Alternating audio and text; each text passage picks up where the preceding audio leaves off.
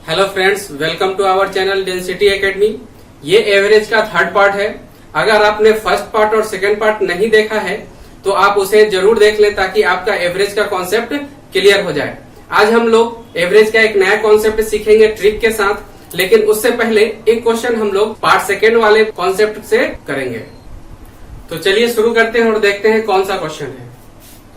Question है, सतत 8 विषम संख्याओं का योग 656 है, सतत 4 सम संख्याओं का औसत 87 है, तो सबसे छोटी विषम संख्या और दूसरी सबसे बड़ी सम संख्या का योग क्या है। तो सबसे पहले हम लोग ये देखते हैं कि फर्स्ट लाइन में क्या बताया गया है। सतत 8 विषम संख्याओं का योग क्या है, 656 है। 8 विषम संख्याओं का योग 656 है, तो वो 8 संख्या निकालने के लिए हमें पहले उसका औसत निकालना पड़ेगा। तो औसत क्या हो जाएगा, जितना योग है डिवाइडेड बाई 8 कर देंगे। तो जब 8 से डिवाइड करेंगे तो क्या होगा, ये 8 8 64 और 8 दूना 16 82 हो गया ये। तो 8 विषम संख्या हमें निकालना है। तो अगर 82 है औसत, पिछले वीडियो में हमने क्या पढ़ा था कि जो औसत होता है उसको लिखते हैं। उसके बाद यहाँ पे क्या है, विषम संख्या बताया गया है, लेकिन यहाँ पे क्या है, ये तो सम संख्या है। तो विषम संख्या कौन सा होगा, 8। इसके जस्ट आगे क्या है, 83 है, और इसके जस्ट पहले क्या है, 81 होता है। तो ये विषम संख्या है, ये विषम संख्या है। तो ये जो है औसत जो होता है एकदम मिडिल वाला होता है। तो यहाँ से हम लोग विषम संख्या कैसे निकाल सकते हैं, 4 इधर होगा और 4 इस तरफ होगा। तो 4 विषम संख्या इधर और 4 विषम संख्या इस तरफ होगा। तो 81 है, इससे पहले कौन सा विषम संख्या होगा, 79 होगा, उससे पहले होगा 77, उससे पहले होगा 75। इसके बाद इधर कौन सा होगा, 85 होगा, 87 हो जाएगा और 89 हो जाएगा। तो ये 8 विषम संख्या हमारे पास आ गया। अब बात करते हैं नेक्स्ट में क्या बताया गया है। सतत 4 सम संख्याओं का औसत 87 है।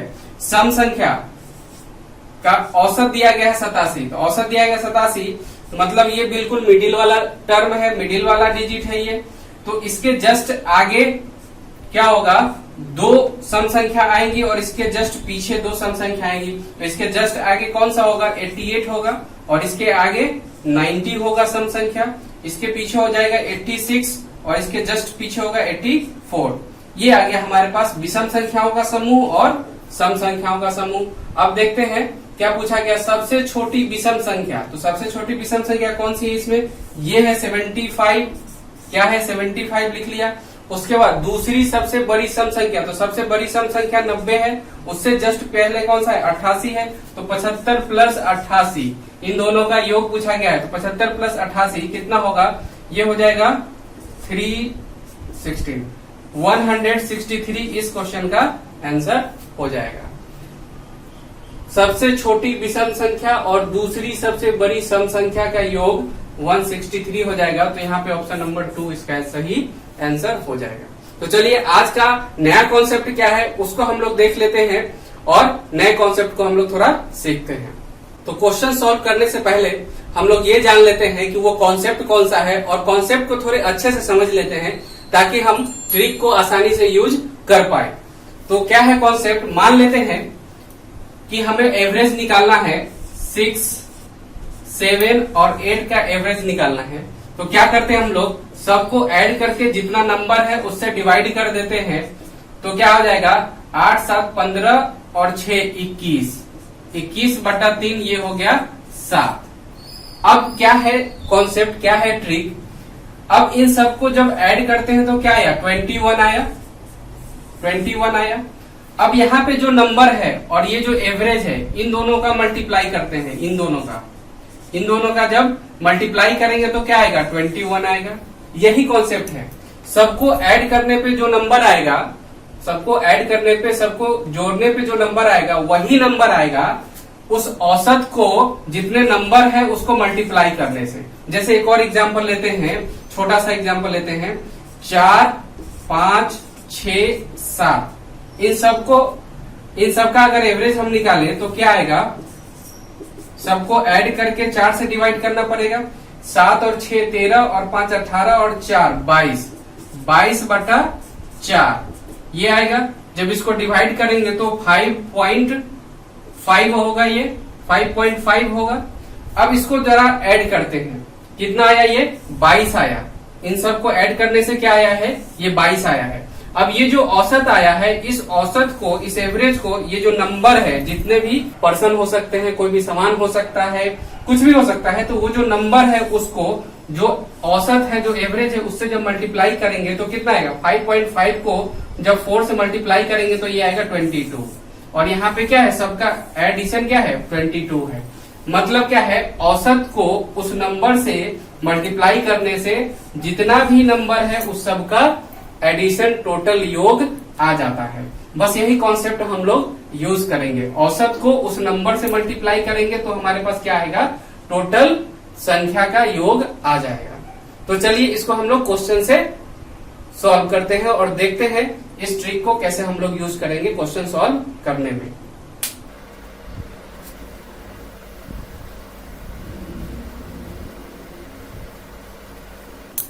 तो चलिए देखते हैं, क्वेश्चन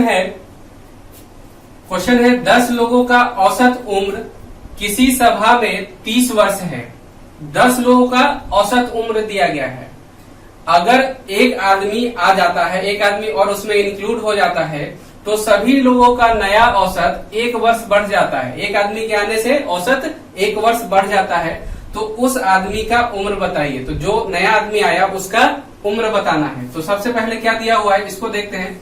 10 लोग, तो 10 पर्सन है, इसका औसत दिया हुआ है, औसत वर्ष। 10 लोगों का औसत उम्र कितना है, 30 है। अभी हमने कॉन्सेप्ट सीखा है कि जो भी औसत है उसमें जितने भी नंबर है उससे मल्टीप्लाई करते हैं, उससे गुना करते हैं, तो टोटल योग आ जाता है। उतने लोगों का, उतने चीजों का, उतने सामान का, जो भी है सबका टोटल योग आ जाता है। तो जब इन दोनों को मल्टीप्लाई करेंगे तो क्या आएगा, 300। मतलब 10 लोगों का सारे उम्र, जितना भी एज है, सबको अगर ऐड करेंगे तो कितना आएगा, 300 वर्ष आएगा। अब आगे बताए, अगर एक आदमी आ जाता है, एक आदमी और आ गया तो क्या हुआ, एक आदमी बढ़ जाएगा। पहले 10 आदमी था, अब क्या हो जाएगा, 11 आदमी हो जाएगा। और जब 11 आदमी हो गया तो सभी लोगों का नया औसत 1 वर्ष बढ़ जाता है। पहले औसत था 30, तो अब क्या हो जाएगा, 1 वर्ष बढ़ जाएगा, तो ये हो जाएगा 31। अब क्या है, तो अब टोटल एज कितना होगा, इन दोनों को मल्टीप्लाई करेंगे। 11 गुने 31, 31 गुने 11 करेंगे तो कितना होगा, ये हो जाएगा 143, 341 हो जाएगा।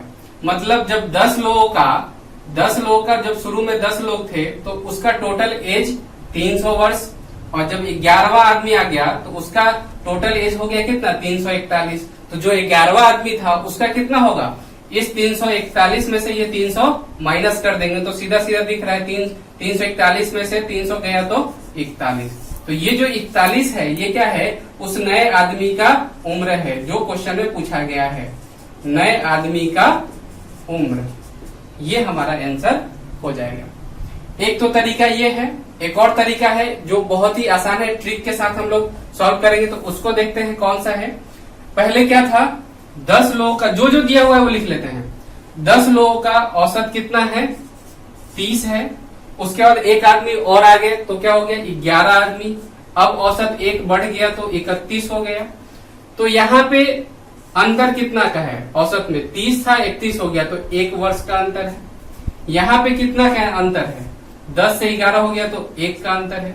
अब क्या करना है, ये जो नंबर है यहाँ पे, इसको मल्टीप्लाई करना है इस अंतर से। तो 10 गुने 1 क्या हो जाएगा, 10 हो गया।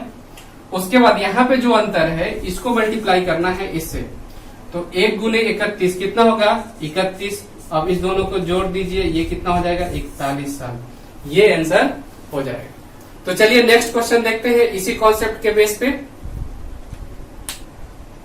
तो चलिए इस क्वेश्चन को देखते हैं। इस क्वेश्चन में क्या पूछा गया है, 27 लोगों का औसत हाइट 162 सेंटीमीटर है। क्या है, लिख लेते हैं इसको। 27 लोगों का कितना है, 162 सेंटीमीटर हाइट है, औसत हाइट।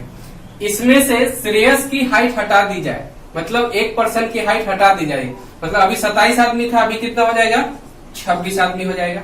तो औसत हाइट क्या होता है, 1 सेंटीमीटर कम हो जाता है। 162 है तो 1 सेंटीमीटर कम हो जाएगा, तो 161 हो जाएगा। तो श्रेयस की हाइट क्या है, तो जो पर्सन हट गया श्रेयस उसका हाइट क्या है। तो अब हम कैसे करेंगे, जो पिछले क्वेश्चन में किया था, इस दोनों को मल्टीप्लाई करेंगे तो ये आएगा, फिर इन दोनों को मल्टीप्लाई करेंगे तो कुछ नंबर आएगा, उसमें से फिर माइनस करेंगे। तो इसको मल्टीप्लाई करना थोड़ा कॉम्प्लिकेटेड है, थोड़ा ज्यादा टाइम लगेगा। तो हम लोग क्या करेंगे, जो दूसरा ट्रिक हमने सीखा था उससे करेंगे। यहाँ पे अंतर कितना है, 162 और 161 में 1 का अंतर है। यहाँ पे अंतर कितना है, 1 का अंतर है। तो यहाँ पे क्या करेंगे, इसका मल्टीप्लाई करेंगे इससे और इसका मल्टीप्लाई करेंगे इसके साथ।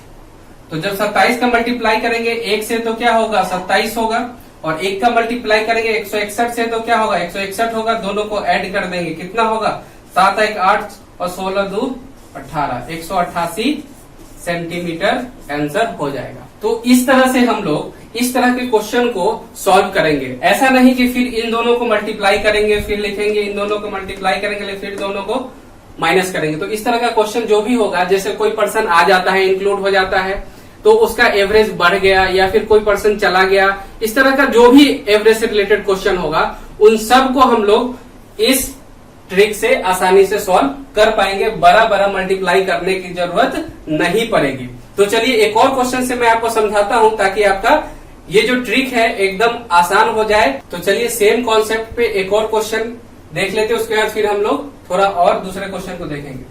16 वस्तुओं का औसत वजन 142 किलोग्राम है। 16 वस्तुओं का औसत वजन 142 किलोग्राम है। तो 16 वस्तु है, औसत वजन कितना है, 142 किलोग्राम है।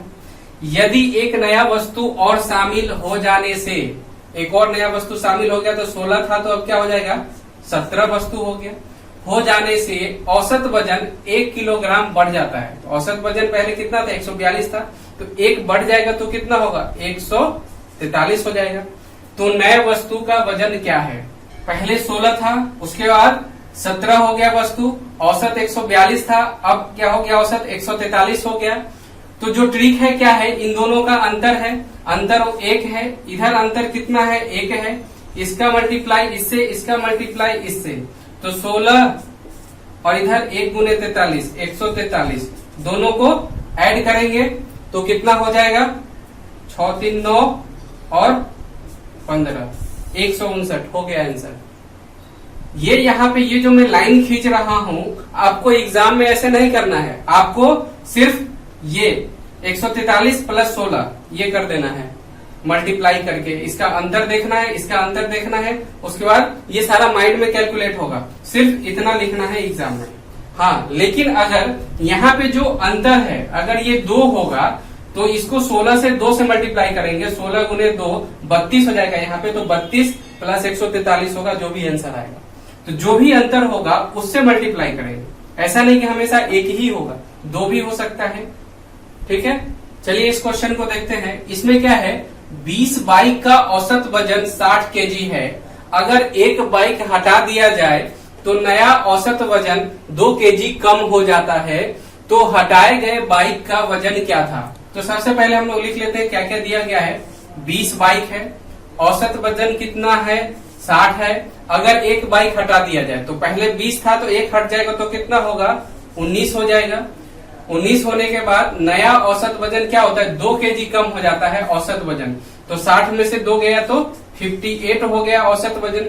तो हटाए गए बाइक का वजन क्या था, तो हम लोग इसको कैसे करेंगे, इसका अंतर कितना है, 2 है, यहाँ पे अंतर कितना है, 1 है। 20 गुने 2 40, 1 गुने 58, दोनों को जोड़ देंगे 98 केजी इसका आंसर हो गया। कितना आसानी से हो गया ये।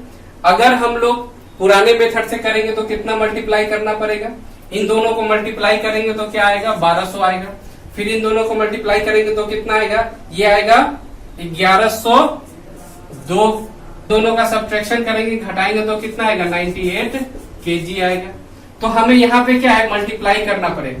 तो इस मेथड से क्या है कि हमें मल्टीप्लाई करने की जरूरत नहीं पड़ेगी, और मल्टीप्लाई करने में बहुत टाइम लगता है।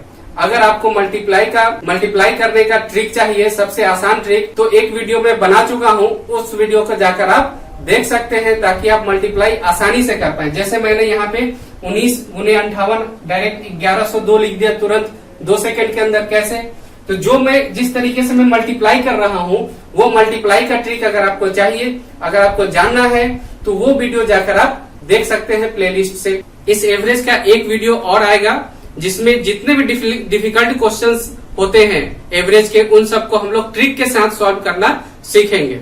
अगर आपको ये वीडियो, ये एवरेज का कॉन्सेप्ट अच्छा लग रहा है तो इस वीडियो को आप लाइक कीजिए, अपने दोस्तों के साथ शेयर कीजिए, ताकि उन्हें भी ये कॉन्सेप्ट पता चल सके और वो भी आसानी से एग्जाम्स में ज्यादा से ज्यादा नंबर ला सके। और हमारे चैनल को सब्सक्राइब करना भी ना भूलें। Thank you.